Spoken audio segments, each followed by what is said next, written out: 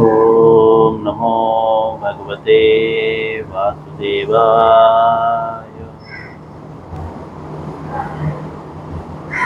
ओम नमो भगवते वासुदेवाय।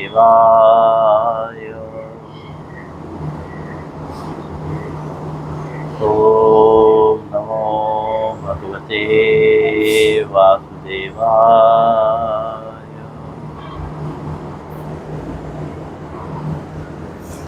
श्रीमद् भगवद गीता अध्याय 5 श्लोक जो है 22, 5वें अध्याय के 22वां श्लोक। हम लोग श्लोक पढ़ेंगे।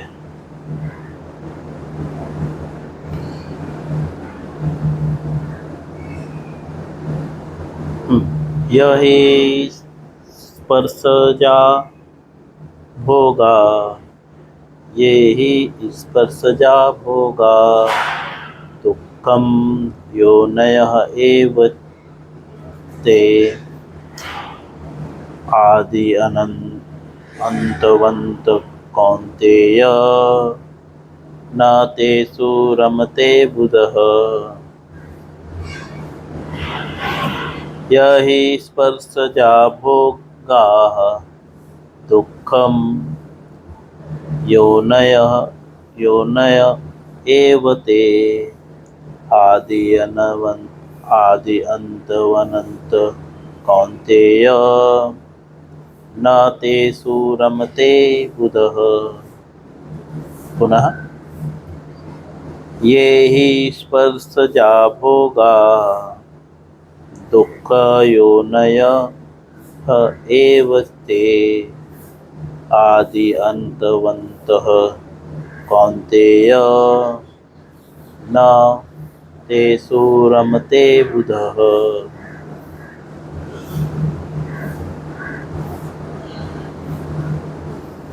शब्दार्थ, अनुवाद और तात्पर्य श्रील प्रभुपाद जी के द्वारा।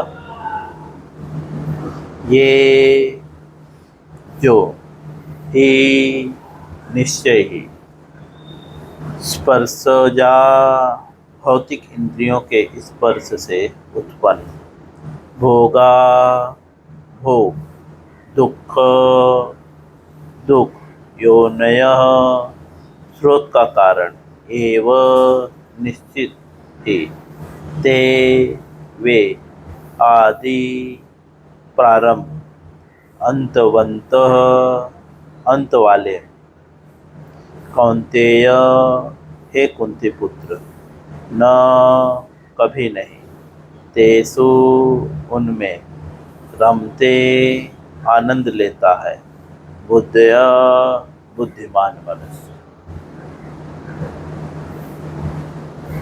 जो निश्चय ही,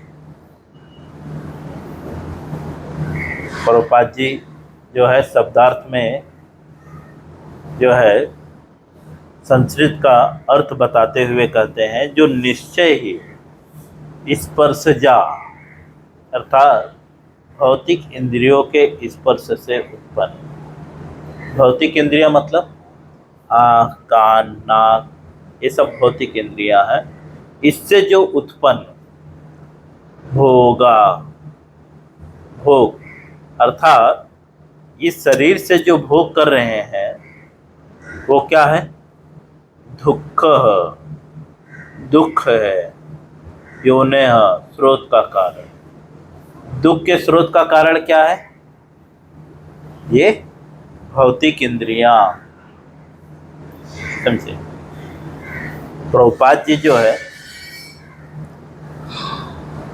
अर्थ में बताते हैं कि जो बुद्धिमान व्यक्ति है, बुद्धयः रमते आनंद तेसु उसमें, जो बुद्धिमान व्यक्ति है वो उसमें आनंद नहीं लेता, कभी नहीं लेता, न कभी नहीं। जो बुद्धिमान व्यक्ति है वो भौतिक इंद्रियों में आनंद कभी नहीं लेता। क्यों? क्योंकि भौतिक इंद्रियां क्या है? दुख का कारण है। प्रभुपाद जी अनुवाद में लिखते हैं, बुद्धिमान मनुष्य दुख के कारणों में भाग नहीं लेता। बुद्धिमान व्यक्ति, बुद्धेय भगवत गीता के दूसरे अध्याय में बहुत यह शब्द का प्रयोग किया गया है। बुद्धेय, बुद्धेय का अर्थात जो कृष्ण भावना भावित व्यक्ति होता है। हम इसी श्लोक के इसी अध्याय के जो है हम 17वें श्लोक में बुद्धेय शब्द का अर्थ बताते हैं शब्दार्थ में, जो नित्य भगवत परायण बुद्धि वाले हैं। यहाँ पे बुद्धिमान व्यक्ति बता रहे हैं। बुद्धेय को अनेकों प्रकार से, बुद्धिमान व्यक्ति कौन? जो भगवान की सेवा करता है, अर्थात जो भगवत परायण है। तो जो बुद्धिमान व्यक्ति है वह दुख के कारणों में भाग नहीं लेता। दुख का कारण क्या है? तो आगे बताते हैं, जो कि भौतिक इंद्रियों के संसर्ग से उत्पन्न होता है। दुख का कारण किससे उत्पन्न होता है? भौतिक इंद्रियों के संसर्ग से। संसर्ग से मतलब जब हम भौतिक इंद्रियों के भोग करने की इच्छा व्यक्त करते हैं, समझे, या हम उनके संपर्क में आते हैं, जब उनके साथ हम रह के भोग करने का प्रयास करते हैं। जीवात्मा जो है वह इंद्रियों के ही कारण जो है भोग करने का प्रयास करता है ना। आँखों से वो जो है भोग करना चाहता है, जीवा से वो। तो जो बुद्धिमान व्यक्ति है वह ऐसे, हे कुंती पुत्र, ऐसे भोगों का आदि तथा अंत होता है। ऐसे भोग अर्थात जो भौतिक इंद्रियों का जो भोग है उसका क्या है? आदि और अंत है। मतलब उसका शुरुआत भी है और खत्म भी है।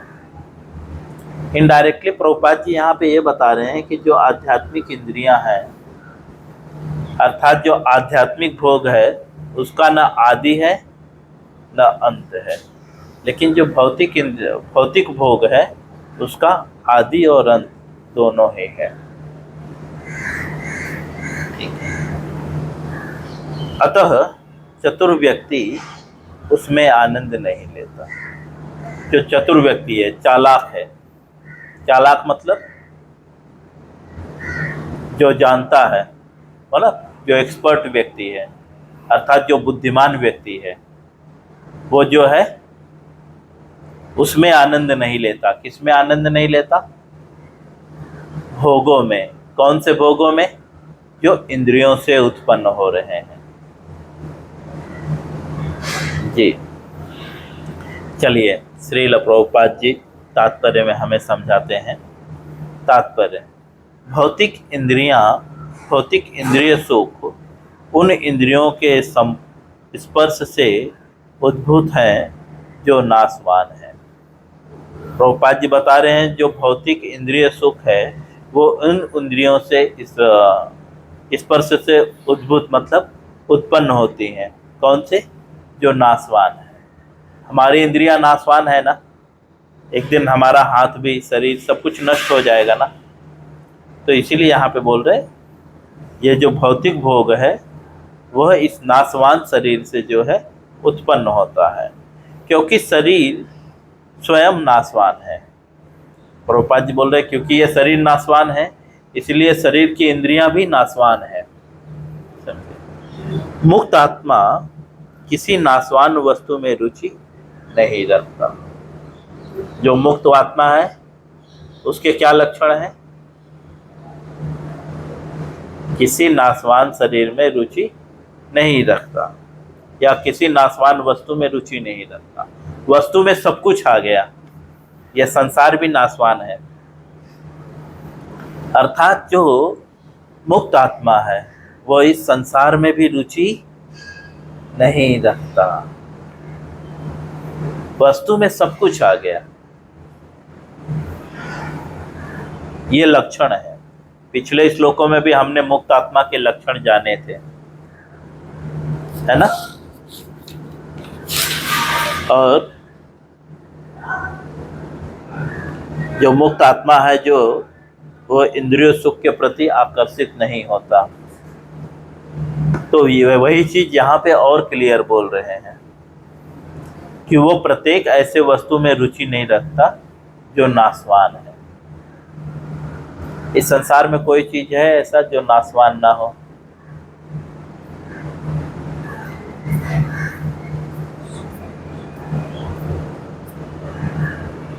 भगवान के सिवा जी प्रत्येक वस्तु जो है, जी प्रत्येक वस्तु नाशवान है। शरीर, पत्नी, बच्चे, रिश्ते भी नाशवान है, पता है ना? रिश्ते भी बदलते रहते हैं, नष्ट होते रहते हैं। तो इसका अर्थात जो भक्त होता है, जो मुक्त आत्मा होता है, वह किसी भी चीज में रुचि नहीं रखता। उसकी रुचि किसमें होती है? सिर्फ कृष्ण में, सत्य में सिर्फ रुचि होती है। आगे इसी चीज को बतलाते हैं।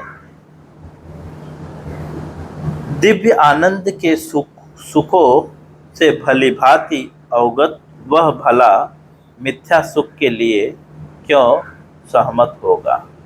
प्रभुपाद जी बोल रहे हैं जो मुक्त आत्मा है वह दिव्य आनंद में जो है मस्त रहता है, भली भांति अवगत रहता है।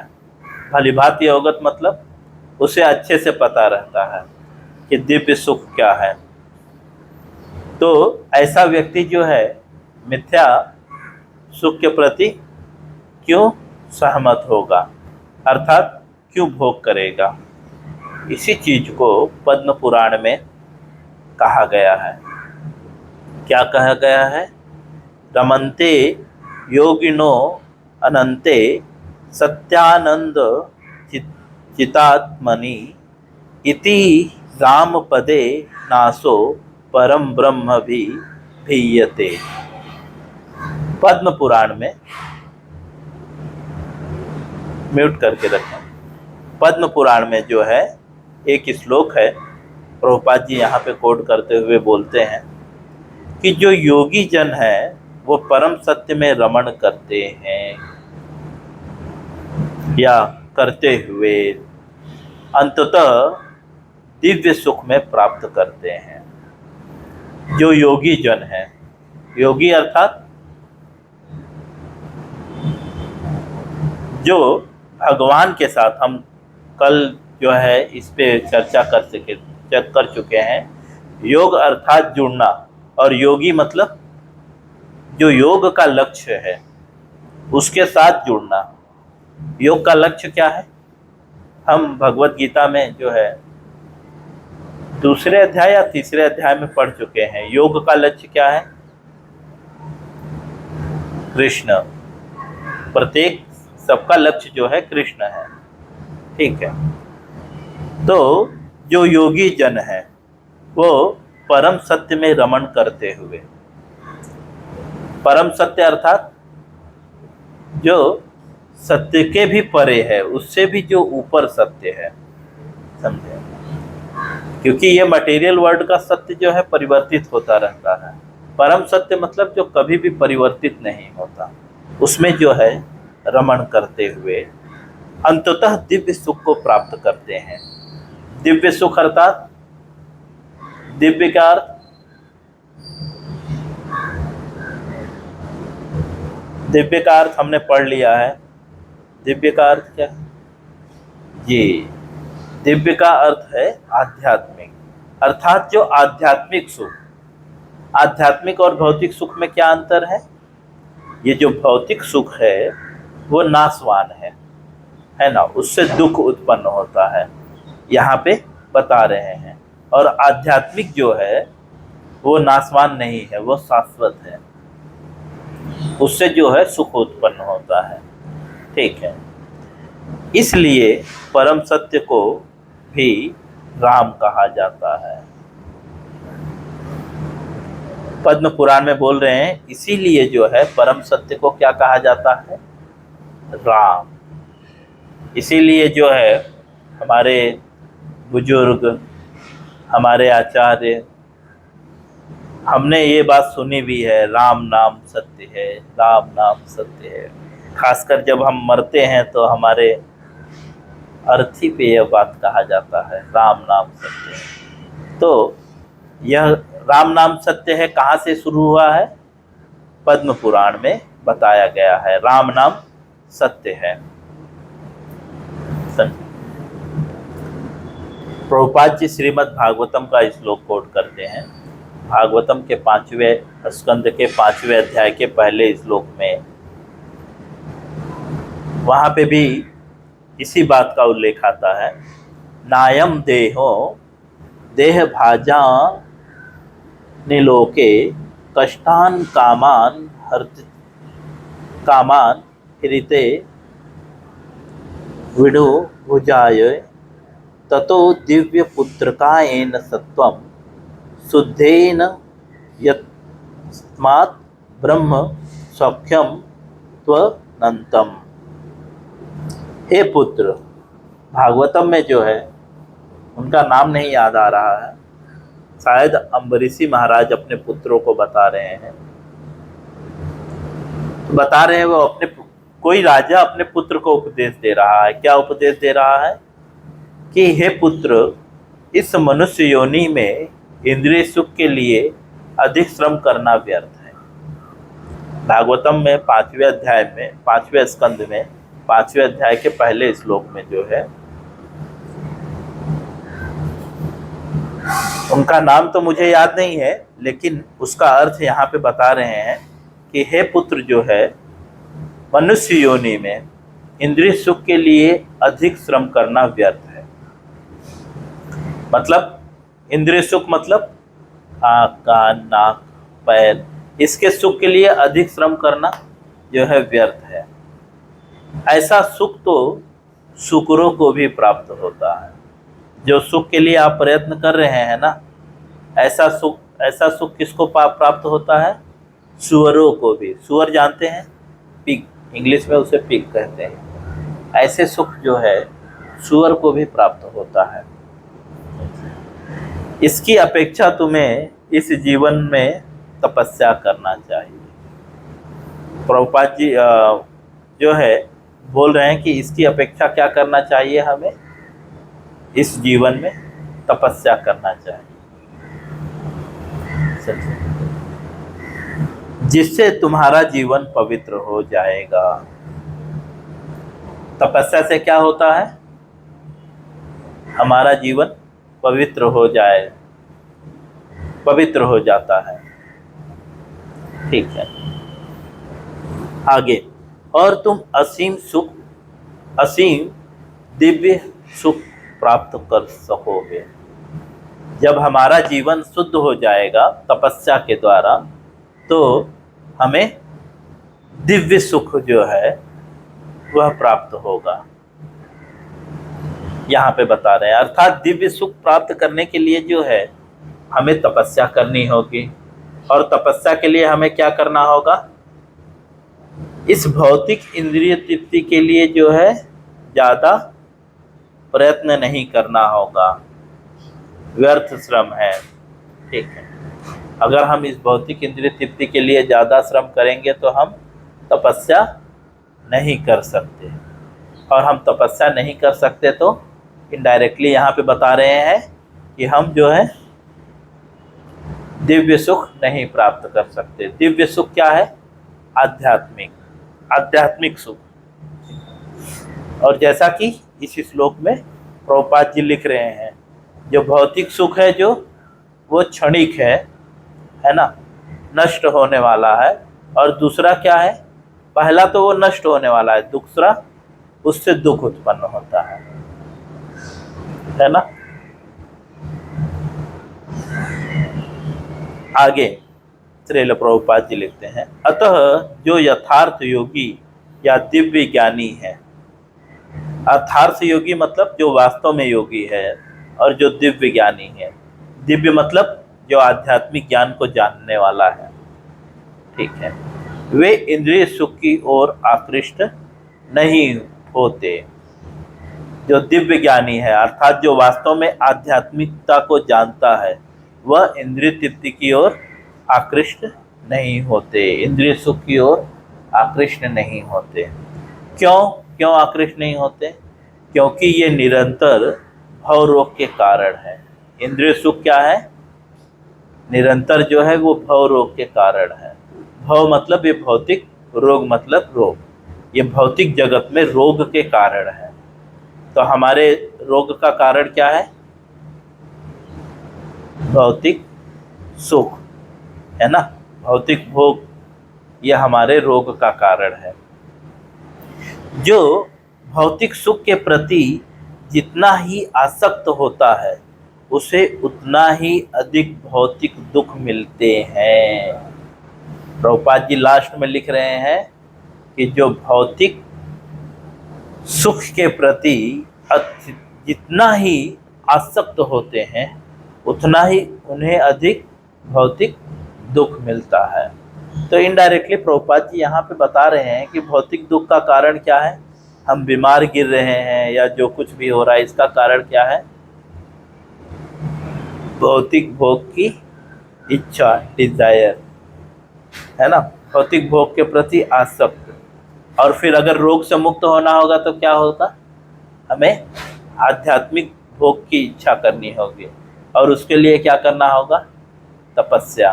तो कलयुग में क्या तपस्या है?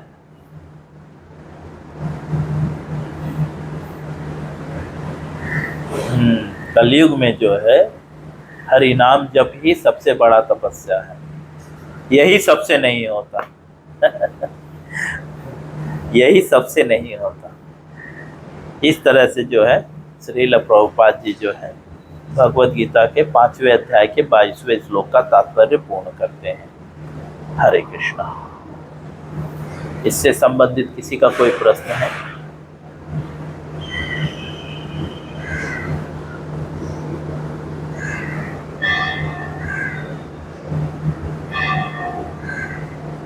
जी।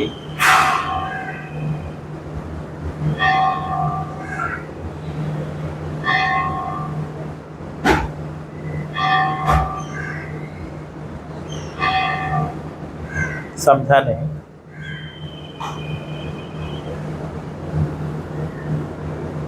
उतना ही दुख उत्पन्न होगा।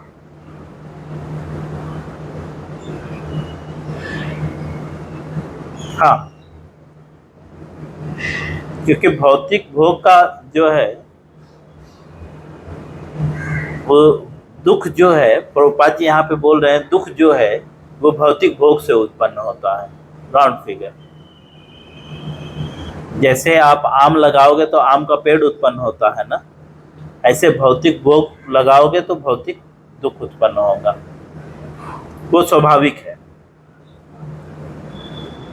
तो अगर हम दुखी हैं या जो भी हमें कष्ट है उसका कारण जो है भौतिक भोग है, चाहे जिस प्रकार का भी कष्ट हो। यहाँ तक कि बुखार, सर्दी, गर्मी, प्रत्येक जो कष्ट है उसका कारण जो है, क्योंकि जो जो आध्यात्मिक चेतना में लीन व्यक्ति है उसके क्या लक्षण है? दुखेषु दुग्मना सुखेषु विगति स्प्रिय वेत राग भय क्रोध स्थिति मुनि रुचित। जो तीनों तापों के होने पर भी विचलित नहीं होता है ना। भगवत गीता का 2 अध्याय का 55 और 56 श्लोक। प्रजहाति यदा कामान सर्वान पार्थ मनोगतान आत्मनेवा आत्मन तुष्ट स्थिति प्रज्ञ तदोच्यते। जो आध्यात्मिक चेतना में लीन व्यक्ति है वो मनोधर्म से उत्पन्न होने वाली समस्त प्रकार की, मनोधर्म अर्थात मन का धर्म क्या है? इंद्रियों को सुख देना मन का धर्म है ना। अर्थात यहाँ पे ये चीज क्लियर हो रहा है कि इंद्रिय सुख के लिए कोई भी कार्य नहीं करिएगा, क्योंकि इंद्रिय सुख के लिए जो भी कार्य करेंगे वो जो है उससे दुख उत्पन्न होगा।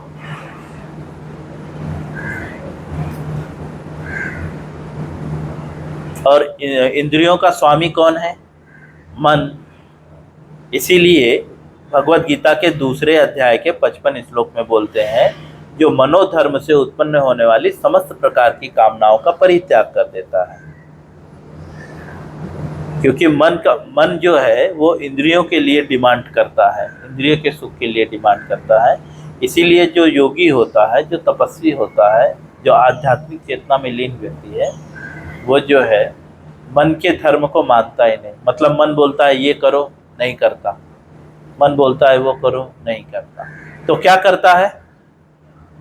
वो वैदिक शास्त्रों के अनुसार नियत कर्म का पालन करता है। यज्ञ के रूप में भगवान विष्णु की प्रसन्नता के लिए कर्म करता है, क्योंकि विष्णु की प्रसन्नता के लिए कर्म करने से क्या होगा? कर्म के बंधन नहीं लगेंगे, है ना। और कर्म के बंधन ही जो है दुख का कारण है।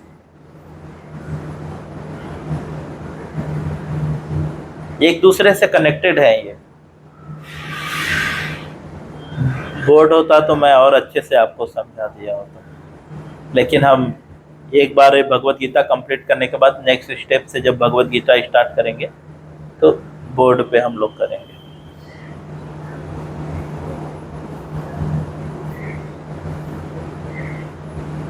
क्लियर?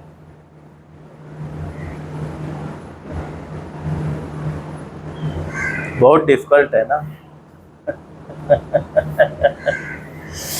तो भी स्वल्पमप्यस्य धर्मस्य त्रायतो महतो भया, प्रयत्न करना है।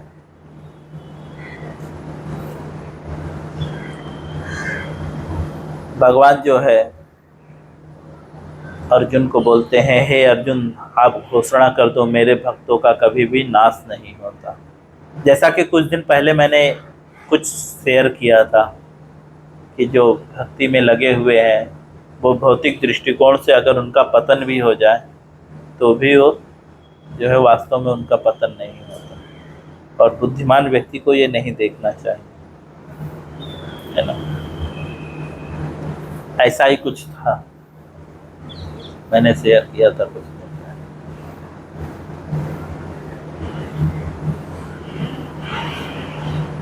या बिल्कुल उससे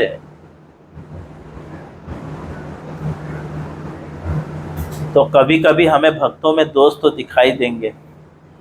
जैसे कि बीच में हमारे क्लास में एक प्रभु जी आते थे तो उन्होंने बोला इस्कॉन पहले जैसा नहीं रहा। हो सकता है, और अभी वो आना भी बंद कर दिए, क्योंकि जैसे ही आप दोष देखना चालू करोगे तो इमीडिएटली आपके अंदर दोष आ जाएंगे।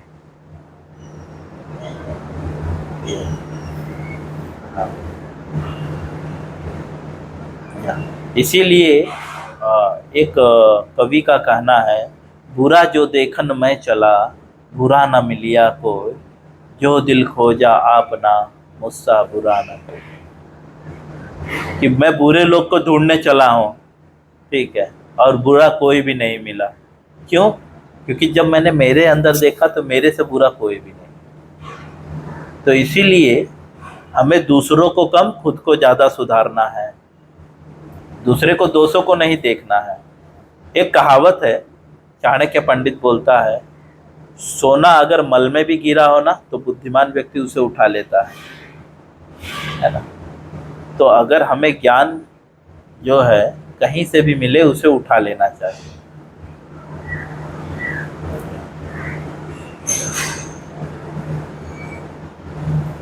लेकिन जिसको पता हो वास्तव में ये सोना है वही, अर्थात जिसको वास्तविक ज्ञान का नॉलेज है वही, समझे। ऐसा नहीं कि यहाँ पे अभी हम साधक हैं, हमें वास्तविक ज्ञान नहीं है, क्योंकि वास्तविक ज्ञान के लक्षण क्या है?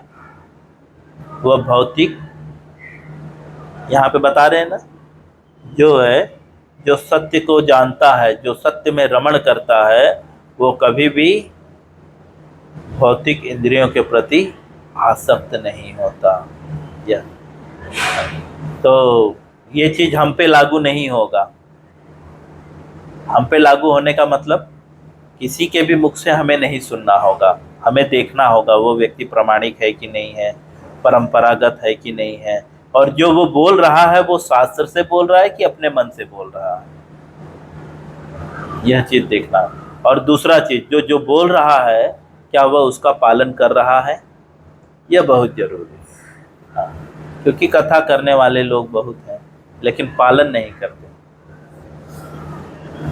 तो ऐसे व्यक्तियों से दूर रहना है। ठीक है, सो हम यहाँ पे स्टॉप करते हैं। हरे कृष्ण। किसी का कोई पर्सनल प्रश्न रहे?